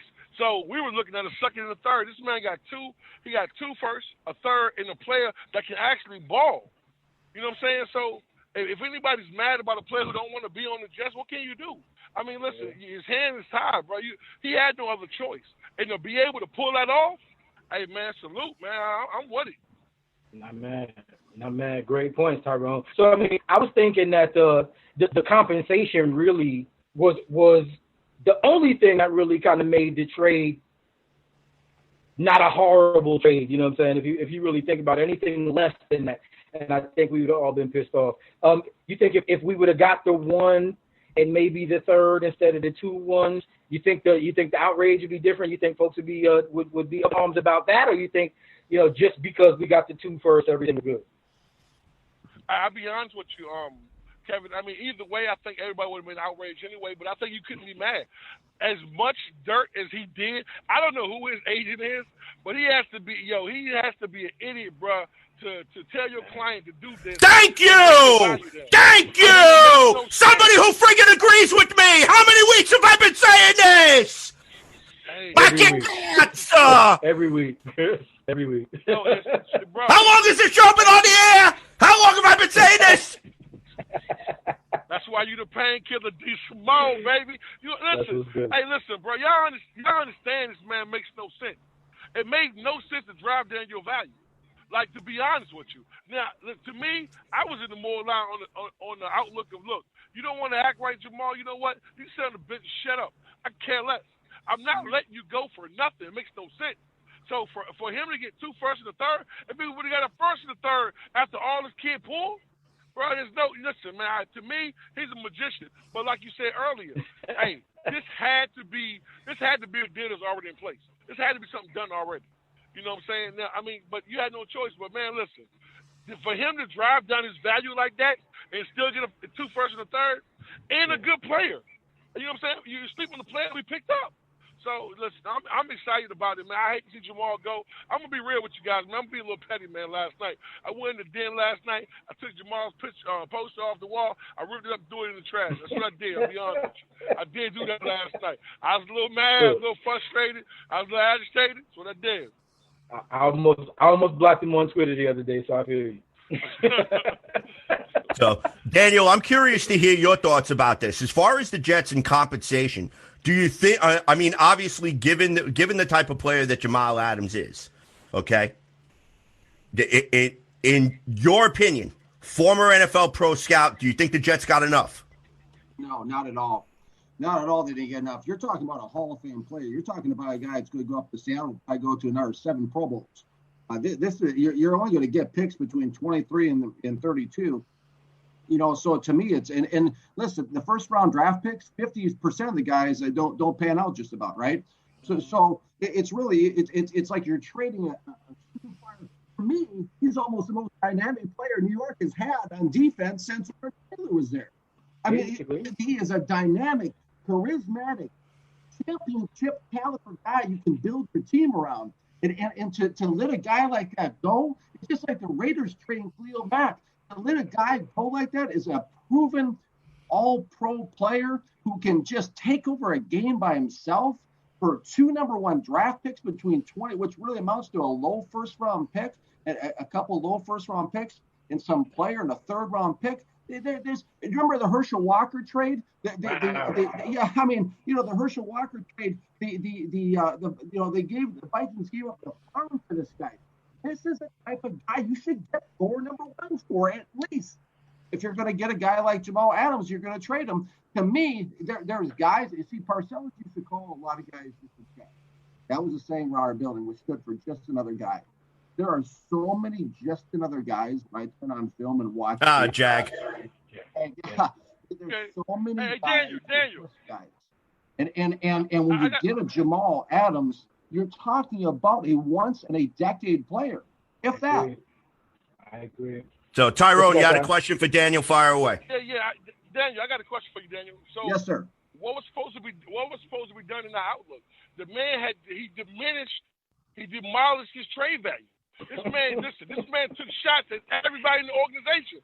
Listen, he got a bag for him. I mean, you understand what I'm saying? Listen, I understand what you're saying. I've been saying this from day one, and I will always say this. I'm not a fan of Jamal's no more. I'll be real with you. But yes, he's a once-in-a-lifetime player. I've been saying this. But what can you do with a player? Listen, how long can you love somebody who don't love you back? How long can you keep a player who don't want to be there, bro? That's what it is. So, yes, we should have got more. But Jamal didn't help the situation. I mean, listen, if he wanted to go to Dallas, I'm pretty sure he could have went to Dallas if he would have shut his damn mouth. He chose the childish way of doing it. So, no, I don't respect him, and I'm going to be real with you. I'm not sold on Joe Douglas, but I respect what he had to do as a man. Okay. As a man, as a team, is bigger than one player. So, no, he could be a lifetime, he could be a once-in-a-lifetime player. But if a player does that to your organization, spits in the fans' face, spits in the ownership's face, spits in the front office face, in every teammate face, he don't care. Le'Veon just said, bro, you lied to me, dude. Yeah. Yeah, that's right. Le'Veon Bell called out Jamal Adams on Twitter big time. And Jamal should not have responded to that, but I get that. Go ahead, Tom. No, he pulled the female move. That's what your woman do when she mad at you, bro. She just keeps picking. That's what they do. That was childish and emotional, and it was to call yourself depressed. You didn't act very presidential. You act like a little ass child. That's why you can't respect that, man. I have fought and said over and over, pay this man. Nah, bro, do whatever you got to do. You that guy. Yeah. But like I said, man, I don't care what anybody says, any Jet fan. If you don't respect Le'Veon Bell, you're a damn fool. This man stood up and been a class act for this organization since he's been here, bro. Nah, man, the kid's a joke, man. You know what I'm saying? I hope he's going to Seattle and then lose. Look. I'll be honest with you. I think he'll still ball well, but I'm not sure if they're going to ask him to do the same thing that we asked him to do here. So the impact will be different. It's not be as big. Tyrone, you make some awesome points, man. And I wanted to ask you a little bit about maybe the void that is left by Jamal Adams leaving. And I mean, I know we got the guy back, and I know you kind of touched upon McDougal and the fact that the guy can ball. Do you think actually losing Jamal maybe makes our defense a little better overall because of some of the flexibility that comes with different players, or do you really think that we're going to see a little bit of a step back? All right, I'm gonna say something, man, and it's gonna make me sound more like a hurt fan than anything else in the world. But Jamal's been with us for 3 years, right? Have we won any more games with Jamal being there? Jamal's, you know what I'm saying? I mean, have we won any more games with Jamal being there than we make the playoffs? No, we didn't. That's hard though, bro. That's hard, bro. Because, I mean, we wouldn't have won as many games if he wasn't here, though. If you really think about that, the impact is there, though. Listen, I'm not, bro. I said I sound like an angry fan. So let me finish. So what I'm saying, I had to get that out there. So, at least he spoke the truth on that one. I can't. I can't. I'm gonna be real with you. So what I'm saying is this: yes, you're going to miss that void. But that makes the next man up. I mean, no one can replace Jamal. So the productivity at that position is definitely going to be diminished. You know what I'm saying? But listen, if we're picking up C.J. Mosley coming back, we have players coming back that can really help us. So, yeah, that void, listen, nobody's going to replace Jamal. No, I'm not saying that. The kid had 7 sacks last year, about 139 tackles. Nah, you can't replace that. But what I can say is this, though. That doesn't mean our defense is going to just automatically fall apart because Jamal's not there. Yes. You know what I'm saying? I mean, this is the whole point. I know everybody's frustrated. I know everybody's upset and mad. But at the same time, man, the defense is going to be, we go from being a top 10 defense to a top 25 now? Come on, bro. Listen, I mean, we're going to drop some spots, but Honestly, you're going to tell me that Jamal had that big of an impact to where we're going to go to be just an awful defense? I don't buy that. I mean, Jamal was a great safety, and I'm gonna be honest with you, he's better at being a boxer than he was anything else. His covering skill wasn't top 5 in the league. It wasn't. It's fact. You know what I'm saying? Now, is he a great? Wait, guys, real quick. I just want to go into the comments over here for people that are actually watching. And I want to say thank you to every person that's watching, every person that's commented. So if I don't get the opportunity to get to your comment, I do apologize. But really quick, Simon Beccarella, shout out to him. Everyone is worried about Jamal, but we went 16-32 with him. I'm sure we could have done that without him. You know what? He's got a point there. Okay, the strong safety is not a valued position. You don't build a team about a strong safety. He is not a Troy. Okay, I understand that. Sion Arthur said, please, appreciate you. I appreciate you watching and commenting, even if you don't agree with the takes. All right, Simon Baccarelli gives Tyrone a shout out. So, Tyrone is speaking facts. We have CJ Mosley and Avery back. Forget Jamal. CJ is way more impactful than Jamal. And those are the comments thus far. Again, I want to thank everyone who commented. So, yeah, this is quite interesting. I really think that, you know, we all kind of feel a little bit of that, you know, kind of like, I don't know, scorned ex-girlfriend or whatever that they left for like the pizza boy or whatever. So, I mean, I don't know. That's the best analogy I can think of at this point. Okay, sue me. All right. So, but at this point, we kind of sort of have to pick ourselves up and move on with it. So now, how does Jamal's departure affect how well the defense is going to play? And again, that means there's going to be more pressure on CJ Mosley to have to step up, more pressure on Ashton Davis now to contribute. Marcus May is going to be thrust into the forefront. No stranger there. I mean, I really think that he's primed to have a big year himself, you know, and now McDougald being thrown into the fold. Now, even with the departure of Jamal Adams, I still don't see a weakness in this New York Jets secondary at this point. So in a way, we may suffer a little bit in the short term. That's okay. We're Jet fans. We've been suffering for God knows how long, okay?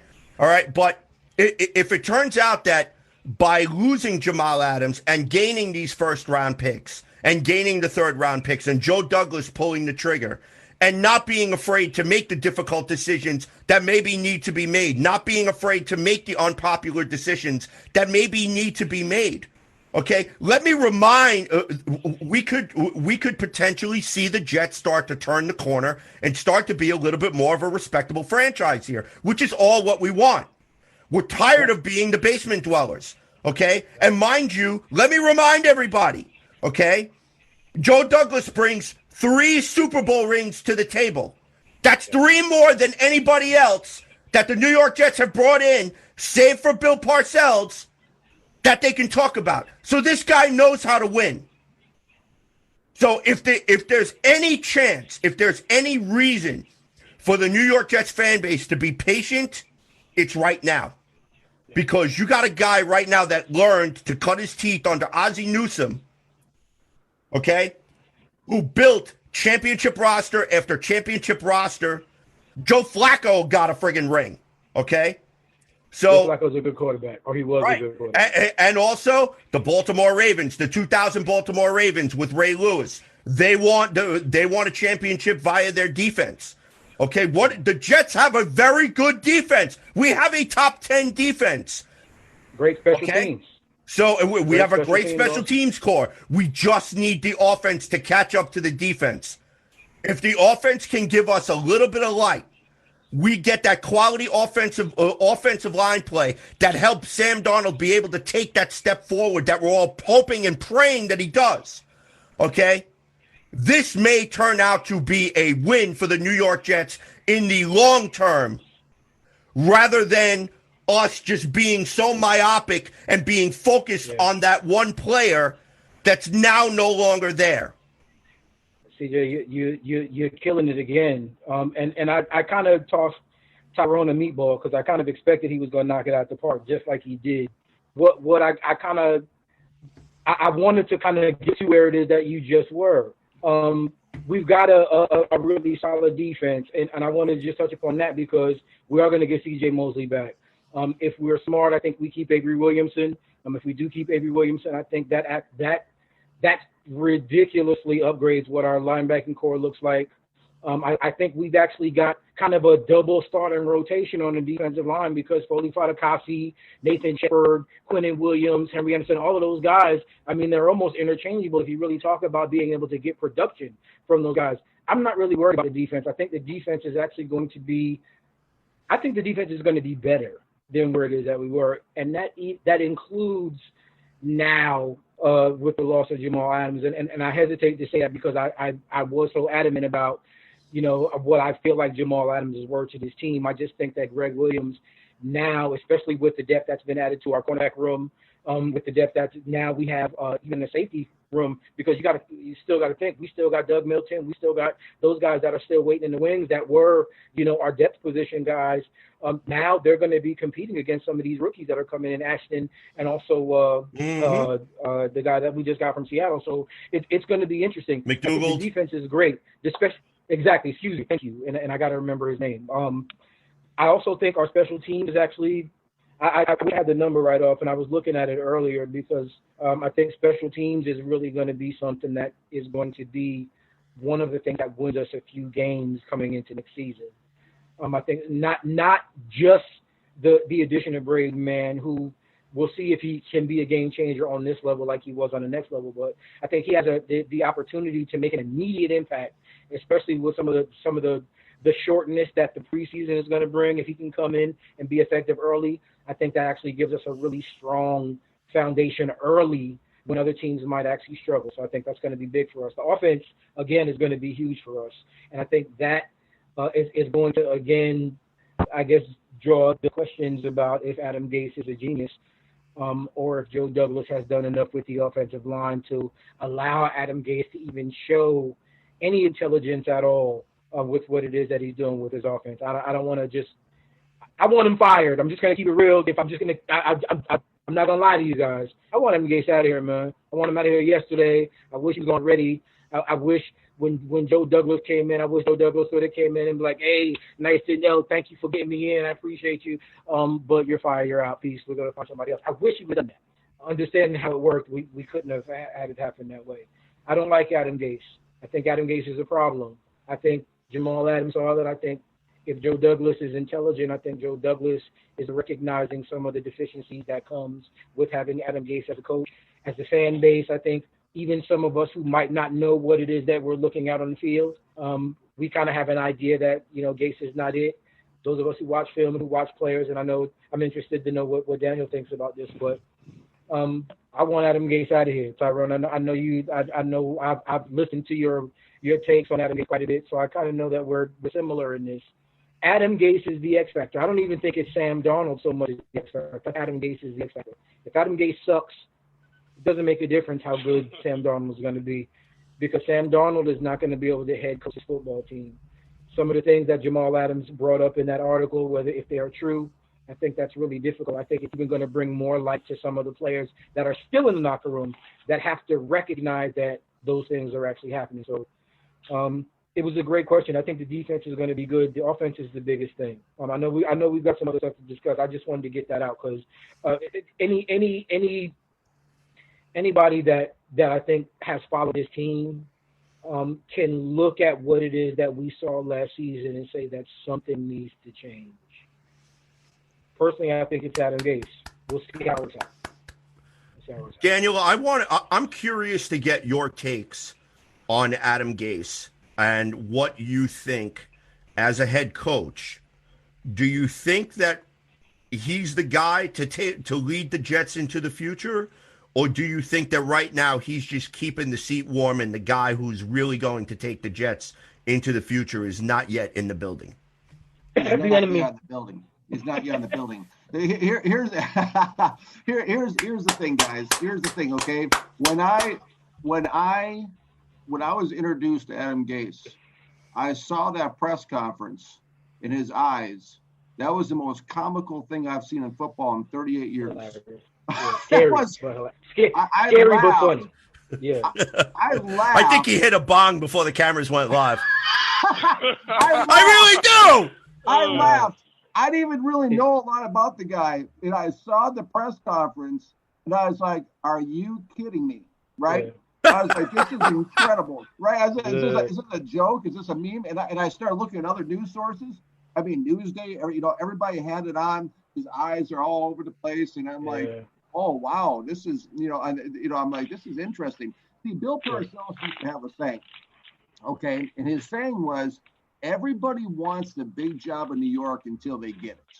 Okay, there's a saying inside. I remember a pastor friend I used to live with in New York used to have a saying: as the pastor goes, so goes the congregation. I can assure you guys of one thing: the mess we're seeing with Jamal Adams going all crazy and doing all this stuff and being all online and Twitter, everything. This is a reflection of Adam Gase not being able to carry and control his locker room.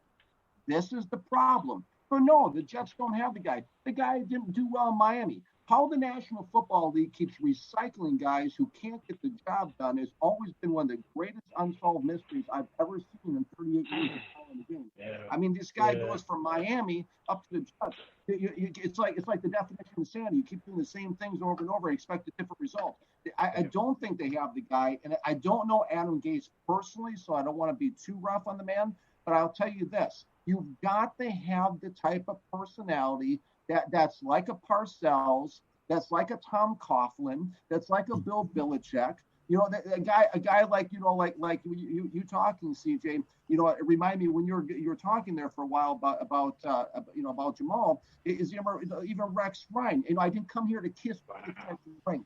You need to be that strong, charismatic leader, and you have to be able to carry the locker room. It's not a place for everybody. The media eats people alive in New York. The pressure eats people alive. And if you don't have what it takes, it's not going to work. So I think the manifestation of Jamal Adams' situation is indicative of Adam Gase's inability to lead the locker room. Well said, Mr. Kelly. Well said. I don't even want to go any further beyond that. I think that basically is the definitive, shut up right there, period. That's a wrap kind of thing right there. Thank you, Daniel. Welcome. Tyrone, anything to add? Nah, man, Daniel knocked that out of the park, bro. I mean, you can't ask me to go behind that one, bro. That was just, he said everything I was thinking. I mean, we already know that's the problem. It's leadership, man. That's the issue, man. And that's why you kind of give Jamal a little bit of a pass for a moment because you knew it was leadership. But the one thing Daniel said that I really agree with, man, well, everything I agree with everything you said, but the most important thing, why do they keep recycling trash? Why does the NFL keep hiring the same bad coaches, man? It makes no sense. Wait a second. I think I've solved. I think I've solved this mystery. Okay, it's the same reason that the New York Jets are the old age retirement home for the NFL. That's the reason why. We always end up signing players on the downslopes of their career. Hey, let's just give Khalil Mack $8 million. Hey, let's go and get this guy. Hey, let's go and get that guy. But I will say this, though. Really? Are you passing out Jared Goff in the locker rooms or something? Yeah. We draft studs and trade him away for 43-year-old, retreads. Well, I will say this, and one thing I do want to make one point though. I do think what Joe Douglas has done thus far, and I'm not saying he has a long way to go, but it just shows his true pedigree. And like you said, he was raised under Ozzie, bro. Yeah. You know what I'm saying? He spent time in Philly, bro. This guy gets football. He has great football minds around him, and one problem we've always had, we've never had stability in any fashion from the front office. It's been, good coach, bad GM. Good GM, good coach for a little bit, boom, it all falls apart, man. But this thing had to be tore down and rebuilt, and I'm just tired of a 20-year rebuild. But to be honest with you, I do think we're a better team than we were last year. Now with the loss of Jamal, you can't compare what Jamal was, and I hate to see him go. But when a player causes that kind of distraction, you just see. To me, trading was a bad precedent because the next person can do the same thing. So I would have made it difficult, but I know after this comments about the owner and the GM, bro, his days were numbered. You know what I'm saying? Why show up when we don't want to be here? You're a distraction. And I think this team rides on one thing: Sam Darnold. That's what this is. This is how far this team gonna go on the shoulders of number 14. And I believe me when I tell you this. This kid is the truth, and he's gonna turn this thing around by himself. Watch what I tell you. From your lips to God's ears, my man. From your lips to God's ears. I hope that actually is what that happens, because I'm gonna keep it real. We've got some challenges ahead of us right now, and I know if we're lucky, we won't have to touch on the ownership situation. But I think we probably would be remiss if we didn't do that before we ended the show. But leadership is, for lack of any better explanation, leadership is the reason why the New York Jets have been the laughing stock that we have for it as long as we have at this point, because they haven't made the right decisions. And Daniel made a phenomenal point earlier, and I know I kind of led him to it because he was giving all of the names of the folks that were in the building, and we're talking about some of the most intelligent football minds that most folks, even as much as, I know you said we don't want to give Belichick any props because obviously we hate him, he's a Patriot, but Bill Belichick is one of the greatest football minds of all time. How can we dispute that? And that's what we had here in the early stages, and ownership is what allowed it to lead. So until ownership is resolved, I think there's going to be some questions. As of right now, I'm optimistic about what Joe Douglas's role in this is going to be. But until Joe Douglas actually shows that he has the capability of getting rid of Adam Gase, Tyrone, I know you have questions about Joe Douglas. That's the biggest question that I have. I don't think I have any questions about his player personnel qualifications. I think he's also done a great job of bringing in guys. That double reporting system where both he reports to Chris or Woody, and so does Adam Gase separately. I think that's a recipe for disaster. Until that changes, we're going to have a problem. Tyrone, good stuff as always, my friend. Give out your social media information before we let you go. I appreciate you guys having me on for a few minutes, man. I really appreciate it. You can follow me at TIPEZY Johnson on Facebook, and Tyrone Johnson 54 on Twitter, man. And you know what I'm saying? Listening on hopefully this Tuesday. Let's Talk Jets. It's gonna be a wild one. So now we do it. Yo, hey fellas, y'all be good. Appreciate you, man. Appreciate you, man. Thank you. Get on with Tyrone. Tyrone's that dude, man. Intelligent, funny, all of that. Jets fans, you can do worse than having this guy in your follows and your feeds. You know what I'm saying? Thank you, Tyrone, for coming. We appreciate you. Tyrone, thank you again for joining us, my friend. Thank you, sir. Y'all be blessed. Be careful, man. All right, brother. Absolutely, you too. Take care. All right, be safe. Man, it's been a blessing tonight. We've had some really good guys, to be honest. Not to mention the fact that we started off with Daniel Kelly. Come on, man. do we have somebody else on the line? Is there anybody else that wants to ride with us tonight? Well, what I'm going to do is I'm going to give out the number one more time just in case we still have some time left on the stream here. Again, you're listening to Weapons Hot, a New York Jets fan broadcast. I'm your host, CJ the Painkiller DeSimone. Mr. Kevin Jackson on the other side of the glass over there. And, of course, joining us, our very special guest, Mr. Daniel Kelly, here on the Worldwide Sports Radio Network and also Sports War Radio. The telephone number to reach us if you want to have your voice heard on tonight's show is area code 646-876-9923. Be sure to enter the meeting ID 239-335-7153 with the passcode 670537.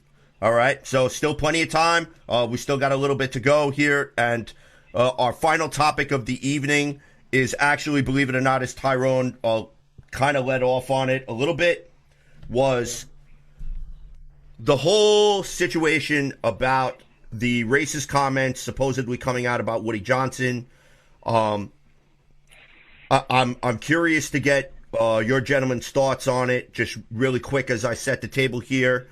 There were apparently some either tweets or verbal comments that were made by Jets owner Woody Johnson about him making misogynistic, racist, and sexist remarks.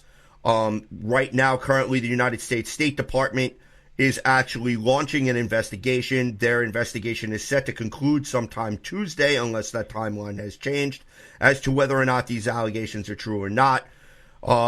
Woody Johnson put out a statement late Thursday that sounded like it was more a robotic type of rebuttal to these remarks. Obviously, Jamal Adams put his 2 cents worth in. There were a few other people that put their 2 cents worth in on social media. But I'm very curious to get your you gentlemen's opinions on this situation, and it is a very serious situation that could, in fact, impact the New York Football Jets in a major way. So, Mr. Kelly, we're going to start with you, then we'll circle around to Jax, and I will finish it up. Absolutely, and I have a very strong opinion about just about everything, and that's, like I said, part of the thing that got me in trouble with the Jets when I was there was I thought there was 2 guys around the building. I found out there was only 1. So, so I'm a guy that has a really strong opinion about a lot of things, but I want to reserve my opinion about this right now. I hate doing that, but I don't know all the facts, and it's so much hearsay at this point, and so much just allegations and everything else.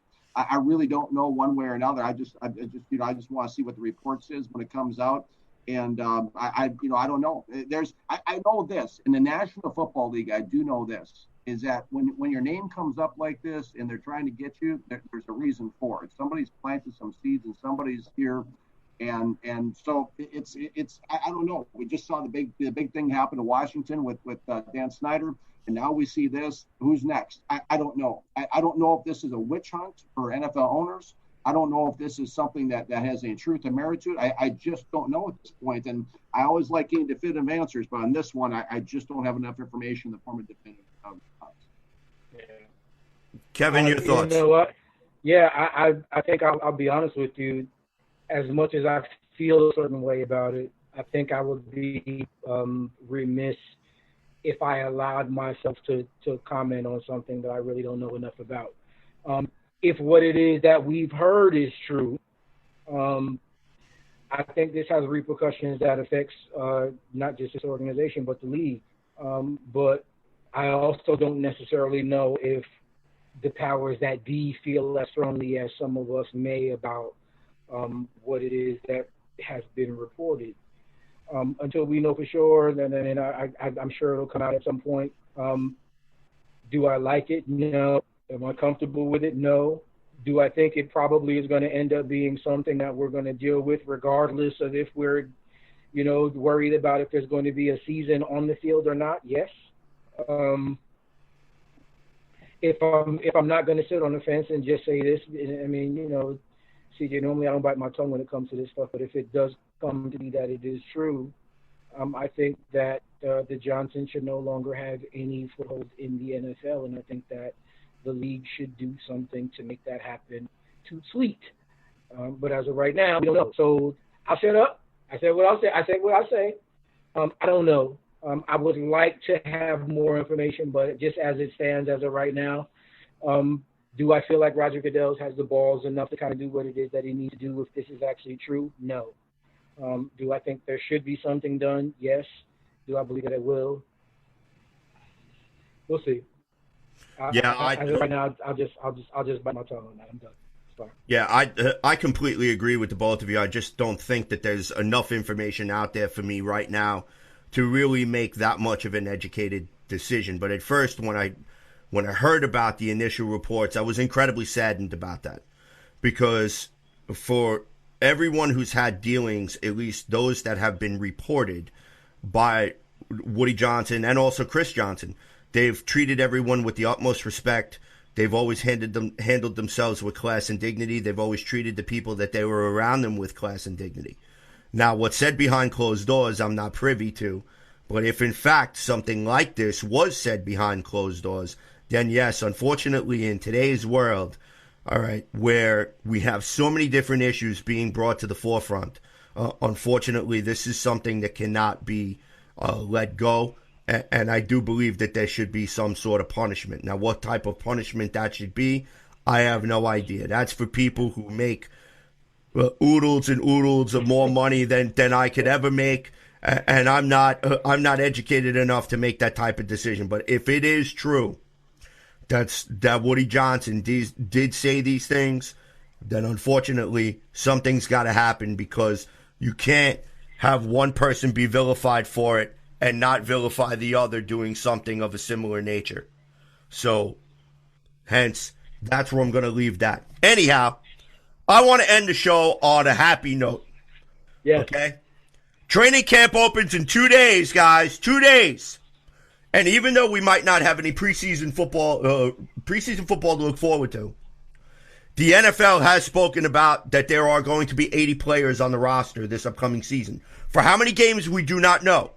Right now, I think it's leaning toward we may end up having an 80-man roster throughout this entire 16-game season, which I am incredibly excited about.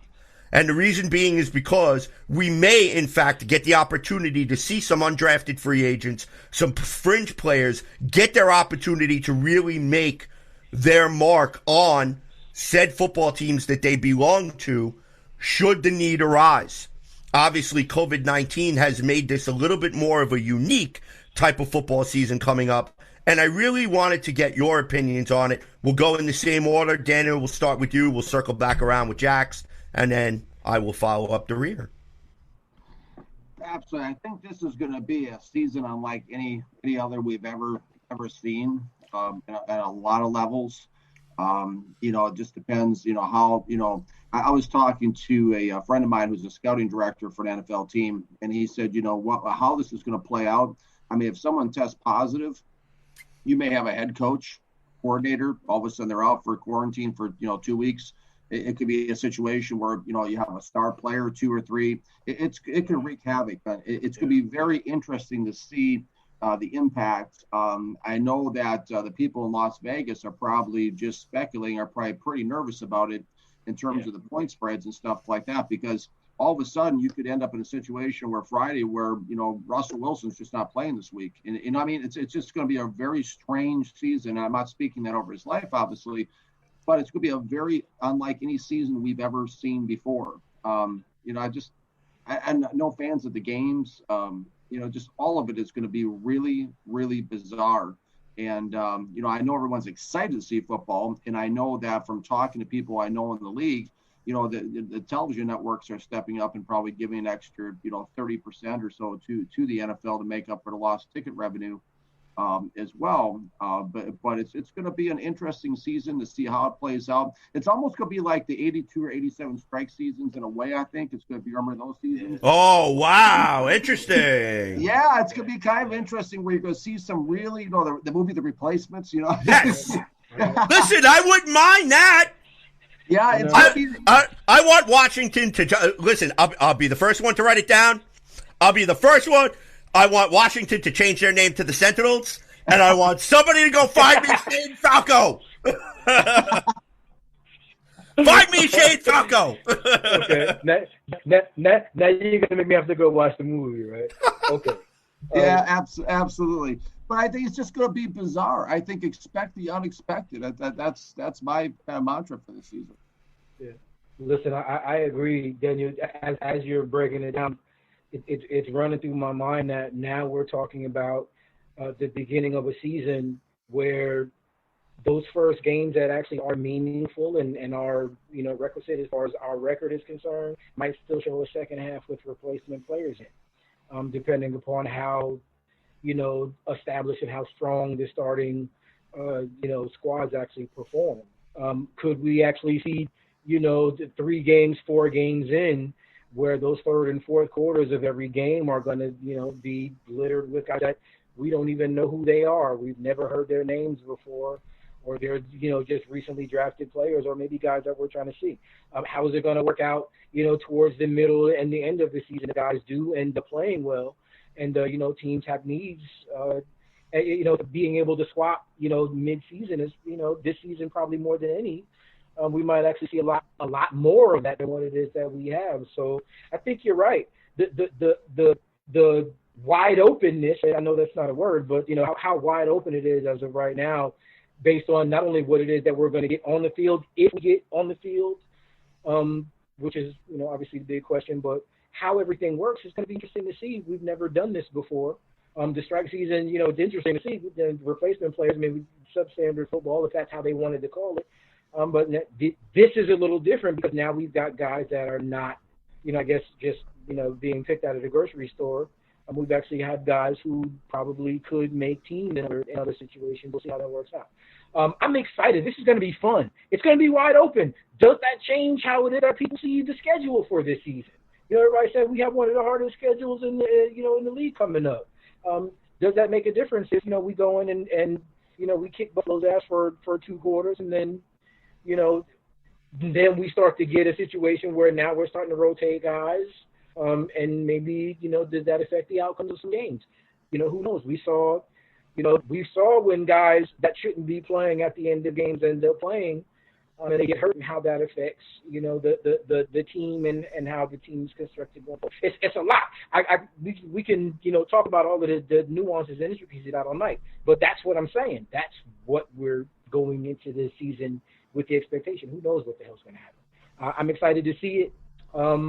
I think that our depth, as much as that has been in question for us, I think our depth in certain positions is going to be what separates us from maybe some other teams. We talked about this on Live Round. I know CJ, me and you, we were talking about this with Kevin Robbins last week on Facebook. But does that mean, after we demolish the Bills, that 49ers game is so much more up in the air? It very well might be, believe it or not. I mean, hey, look.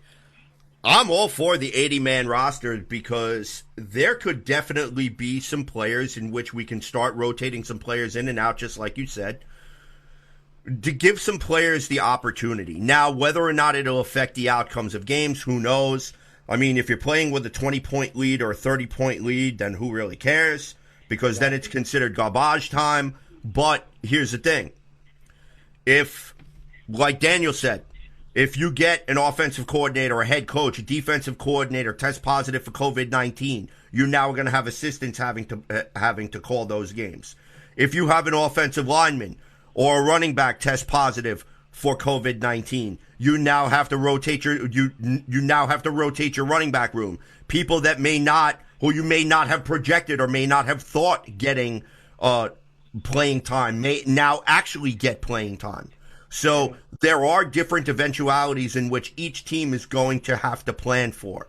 And every single team going into this year's campaign is going with the same disadvantage. No preseason, not being able to get full tape on some guys, and basically just having to wing it. And you know what? Bring it on. Because this year of football may actually be, as some people classify this as possibly an unmitigated disaster. I think if the NFL finds a way to put this together and teams could go out there and actually go and play good old sandlot football, peewee football, high school football, where things are not always as balanced as they seem, okay, we could go out and see some of the best football that we have seen in a very long time. Okay, so the NFL will not be known as the National Fixed League. Or whatever the acronym is going to be for this season's campaign. Let's go out and have fun. And plus, I'll let you get to your point in just a second. Even with the added playoff spot, that makes things more different, makes things more interesting because teams that may have been out of it by week 4, by week 6, even by week 8, you're still in it. There's still a chance. Granted, your chance is about that big, but there's still a chance. The Giants will tell you that you can go into the playoffs and really not have a snowball chance, downstairs, and you can make it happen. So there it is. Daniel, you kind of got me thinking because think about this. If you started running back, maybe comes down with it. Your entire running back room then needs to be quarantined. So now you have no running backs. How do you negotiate that with other teams that have got 80-man rosters that might have 2 or 3, maybe decent backs that are sitting that the team doesn't want to get rid of, but because you have a need, what do you give up to get them? You know what I'm saying? I mean, just the outlandishness of really what's possible right now. It makes it all the more impactful. And just because I don't want to go back too far, but we've also seen some of these guys in Jamal Adams' draft class get contracts and extensions going forward. So there aren't all the teams that right now that seem to be so worried about cash and if they're going to be cash strapped or what the cap is going to look like because they've done these deals. How could that really, end up translating not just in this situation here, but in other teams and other situations around the league? This is going to be crazy. It's a weird season, but again, because when we get towards the end of the season, now we're talking about having that additional playoff spot open. Does that kind of, does 9-7 get us in? You know what I'm saying? Does 10-6 win a division?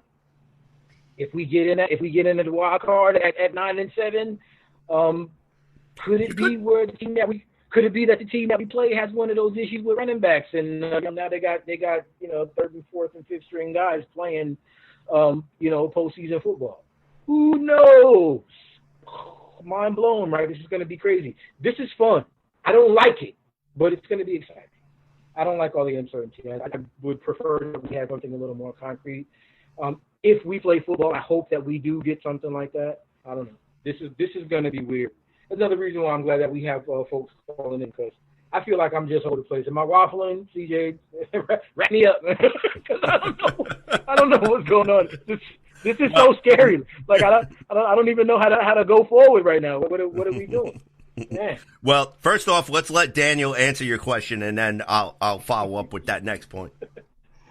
Well, it is good. I mean, it is going to be an interesting season on President's season. I mean, it really is. I mean, we don't know. We have no idea. It might be. I mean, if anyone bets out there in football games, it might be a great year to bet because you are not going to have the National Picks League like you're talking about, CJ.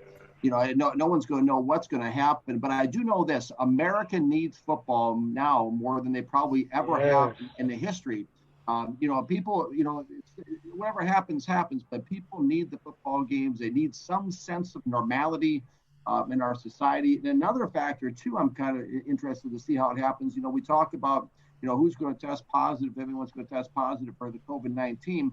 These guys are, you get a guy like Tank, down in Dallas, and he's talking about, I may just sit out, I may just take a pass and sit out and just see the birth of my child in October. All of a sudden, you may have star players like that don't test positive necessarily, but they just decide it's not worth the risk for their family, and they've made so much bank they don't really need to take the risk. And so it just really depends. It's going to be a very, very interesting season, but I think that it's going to be great to see the football back on the field, no matter what it is. As long as we can see the guys put on the helmets and the plays called, I think it will be a great thing. I just hope and pray that, all of a sudden people don't start testing positive left and right, because I think the worst thing that could happen in America right now is just watching the NFL go up in smoke, and all of a sudden they have to start canceling the games and everything. The morale of the country would go right in the tank. I don't think that would be good at all. So I'm hoping for the best in this situation, but it will be really exciting. I think we'll see a bunch of guys maybe we've never seen before. I think that it's just going to be kind of, anybody's ball game, so to speak. And I'm excited to see what happens. Yeah, we are too. And I definitely agree with you. America needs football. We need it very, very quickly. NFL, please get your stuff together and let's get this going. All right. So, ladies and gentlemen. No, I'm just saying this is to that point, and I'm thinking historically how much we actually need football. I know 9/11 was a really big deal, and having worked in one of those buildings, we needed football. This is a completely different, kind of a scenario. Getting football back might not be safe. It might not be possible. We needed it to heal, but it was safe to do so then. Now, we don't know if it's safe. It's a crazy time. What a time we live in. Daniel, thank you for being on the show, man. See, I'm sorry. It's great. Thanks for having me, Kevin and CJ. This has been awesome. This has been a really cool 2 hours. I don't want it to end. That's how I know it's a great show. Yeah, we don't want it to end either, unfortunately. Right. I tell you, this has just been a blast. And ladies and gentlemen, I'd like to thank everyone who tuned in live to listen to the Weapons Hot, a New York Jets fan broadcast. Mr. Daniel Kelly over there. Daniel, before we wrap it up, please give out all your social media information. And again, where followers and fans of the Weapons Hot broadcast can actually purchase that copy of whatever it takes.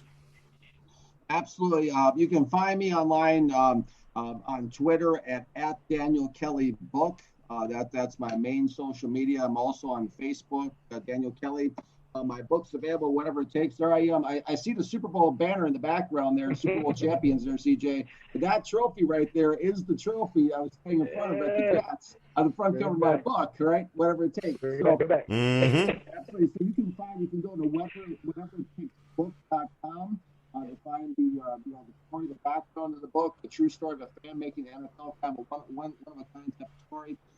Also available anywhere online where books are sold, whether it be Amazon is your choice, Barnes & Noble. The thing I want to convey is this book, really briefly, guys, this book is not about just, hey, look at me, wow, what a story. This book is about you. This book, the back of the book, it says it's a story of perseverance and a message of hope. This book is about helping you get to where you need to go in your life. It's about letting you know that dreams can come true no matter how big the dream. So like I said, I was a guy who couldn't even get on the field in high school, and I got hired by Parcells and Belichick to work for the New York Jets, and it was a dream come true. If I can do that coming from nowhere, you can accomplish anything, and that's what the book's about. It's about inspiring you. It's about helping you. It's about helping you get to where you go, because if you have a dream, if you can see it, you can achieve it. And that's really what this book is about. Amen to that. So, ladies and gentlemen. Support the fam. Support the that's book, it. Support the fam. Do it. No question. All right, so you can follow Weapons Hot at CNC Jets Factor. You can follow me at JetsFan0523. My partner in crime on the other side of the glass over there, Mr. Kevin Jackson at Spotty Blackman. Don't forget to shoot the show an email, weaponshotpodcast@gmail.com. You could also find us on Facebook. You could find us on Spreaker.com/Sports War Radio. You could also find some of our podcasts on SoundCloud.com, YouTube.com, and any place else where you get your podcast or broadcast fix. And also, don't forget to check us out every Sunday night at 7 p.m. on the Worldwide Sports Radio Network. Ladies and gentlemen, for Mr. Daniel Kelly, Mr. Kevin Jackson, this is CJ the Painkiller DeSimone signing off for tonight. We will see you guys when we see you guys. Go Jets, peace and love. Jamal, have fun in Seattle. Not. The Jets are coming for you, baby. Get ready. Duly noted. You're listening to the Worldwide Sports Radio Network.